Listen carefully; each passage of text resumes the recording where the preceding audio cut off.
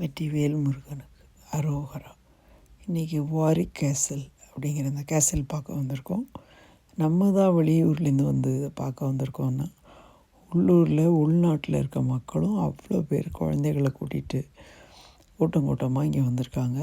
இது அந்த காலத்தில் அவங்களோட பிரிட்டிஷ் கிங்ஸ் எல்லாம் இருந்த பெரிய மாளிகை.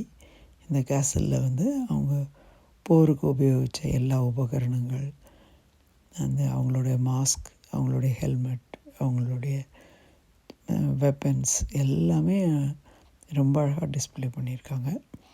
இப்போ பாருங்கள், அவங்களுடைய பெட்ரூம் அவ்வளோ உயரமாக திரைச்சீலைகளும், ஒரு ஸ்டூல் போட்டு தான் அந்த கட்டிலில் ஏறணும், அவ்வளோ உயரமான கட்டில்கள். அதில் 4 பக்கமும் கொசு எல்லாம் போடுறதுக்கு வசதியெல்லாம் பண்ணி ஒவ்வொன்றும் பிரம்மாண்டமாக இருக்குது. இந்த கிங் அவனுடைய 5 ஒய்ஃபு அவங்கள பற்றி எல்லாம் எழுதியிருக்குது. அவங்களுடைய பாரிட்ஜ் பாத்திரம் அவ்வளோ பெருசு இருக்குன்னா எத்தனை பேர் அங்கே இருந்திருப்பாங்கன்னு பாருங்கள். அந்த அரண்மனையில் இது அதோட மேல் விதானம். இதில் அப்படியே ஷாண்டலியர் தொங்குது. இன்றைக்கி பண்ணின மாதிரி புதுசாக எல்லாமே இருக்குது. இதெல்லாம் எத்தனை நூற்றாண்டுகளுக்கு முன்னே உள்ளதுன்னு அதிலே குறிப்பு இருக்குது எல்லாமே.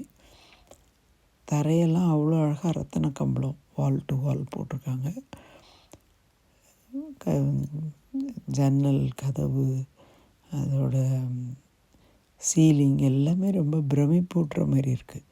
அத்தனை பெரிய லைவ் பெயிண்டிங்ஸ். இதில் நீங்கள் பார்க்குற அத்தனை குருவிகளும் நிஜமான குருவிகளை பாடம் பண்ணி வச்சுருக்காங்க. இது வந்து ஒரு மியூசிக் ரூமாக. இதில் வந்து ஒருத்தர் இசை வந்து வாசிக்கிறார். அதை வந்து மற்றவங்களாம் கேட்டுட்ருக்க மாதிரி. இது வந்து 2 பேர் உட்காந்து கார்ட்ஸ் டேபிளில் விளையாடுற மாதிரி.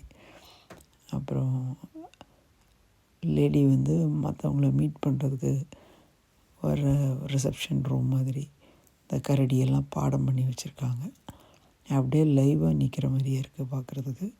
இது வந்து பட்லர்லாம் வந்து எப்படி அவங்களுக்கு சர்வ் பண்ணுறாங்க, இல்லை குவீனுக்கு, ராயல் லேடிஸ்க்கு ட்ரெஸ் பண்ணுறதுக்கு எப்படி அவங்க ஹெல்ப் பண்ணுறாங்க, அந்த லேடிஸ் எல்லாம், ஹெல்ப்பர்ஸ் எல்லாம். இது டாய் ரூம்.